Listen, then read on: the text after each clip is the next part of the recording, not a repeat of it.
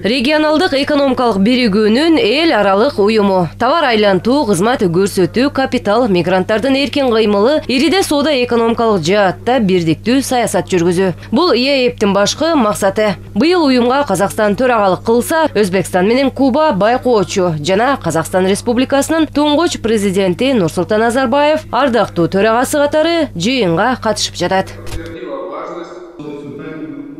Жогорку Евразиялык экономикалык кеңештин жыйынында президент Садыр Жапаров өзгөчө бирликти ири Евразиялык мейкиндиктин борбору катары кабылдоо идеясына көңүл бурду. Интеграция чыгыш, батыш жана түндүк түштүк багыттарында көпүрө болуусуна мүмкүнчүлүк берет. Садыр Жапаров бирликтин эл аралык ишмердүүлүгү өлкөлөр менен экономикалык максатка ылайык багыттарда кызматташууну жолго коюуга басым жасоосу зарыл деп эсептейт.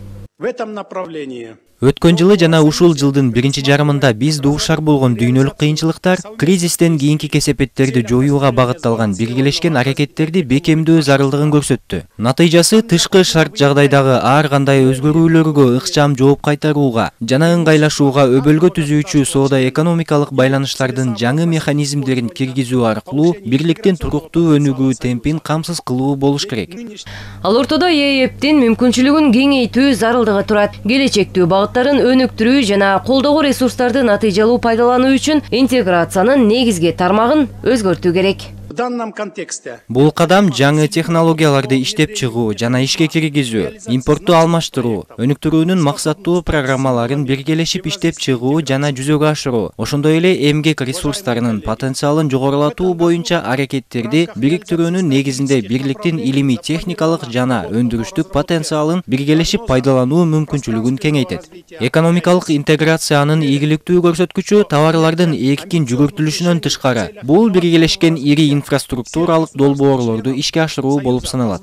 Президент мейкиндиктин бардык мүчө мамлекеттердин инновациялык өнүгүү боюнча дымактуу чечимдерди кабыл алуусу өсүү темпинин жаңы деңгээлге чыгуусуна мүмкүндүк берерине ишенет. Бул үчүн Кыргызстан макроэкономикалык саясаттын негизги багыттары боюнча документтин толук кандуу ишке ашырылышына өзгөчө маани берет.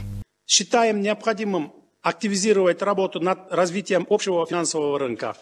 Өткөн жыл каржы рыногуна өз ара жеткиликтүүлүктү жөнөкөйлөтүү зарыл экенин көрсөттү. Азык-түлүк товарларына тышкы инфляция менен катар улуттук валюталар күчүн жоготуп, жалпы суроо талаптын төмөндөшүнө карабастан бирлик чөлкөмүндө керектөөчү баалардын өсүшүнө алып келди.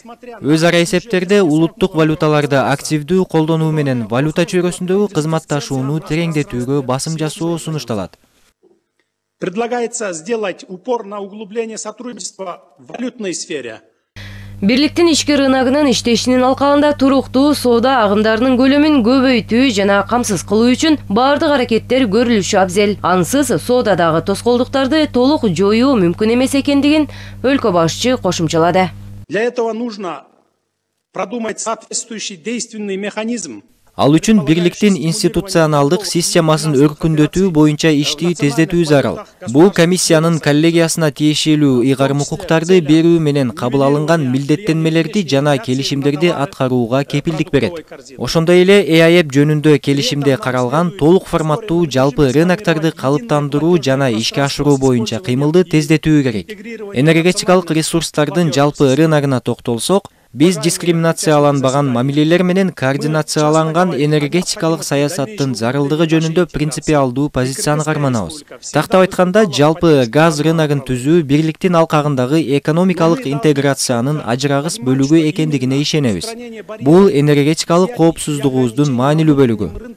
Евразиялык экономикалык мейкиндик Кыргызстан үчүн эң артыкчылыктуу багыт бойдон калаары шексиз. Мындай пикирин билдирген өлкө башчы Садыр Жапаров интеграция менен тараптуу кызматташуу улантыла берерин белгиледи. Мы намерены и далее продолжать активную и плодотворную работу. Биз бирликтин алкагында өз ара пайдалуу кызматташтыкты камсыз кылуу, базар экономикасынын принциптерин сактоо жана тараптардын улуттук кызыкчылыктарын эске алуу принциптерине негизделген жигердүү жана жемиштүү ишибизди мындан ары да улантуу ниетиндебиз. Бүгүнкү каралып жаткан ЭАЭБдин 2020 жылга карата эл аралык ишмердүүлүгүнүн негизги багыттарын ишке ашыруу жөнүндө жана соода экономикалык кызматташтыкты өнүктүрүүгө карата мамилелер аттуу документтер бул багыттагы чараларды ишке ашырууга өз салымын кошот деп ишенем.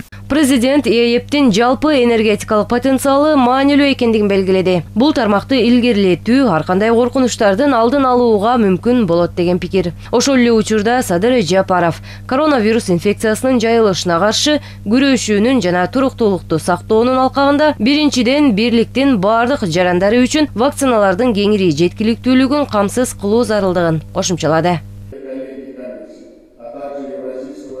Жогорку Евразиялык экономикалык кеңештин кезектеги жыйынынын соңунда экономикалык кызматташууну өнүктүрүүгө жана интеграцияны мындан ары кеңейтүүгө багытталган бир катар чечимдер жана документтер кабыл алынды. Белгилей кетсек, уюмга Кыргызстан, Орусия, Армения, Белоруссия жана Казакстан мүчө болуп саналат.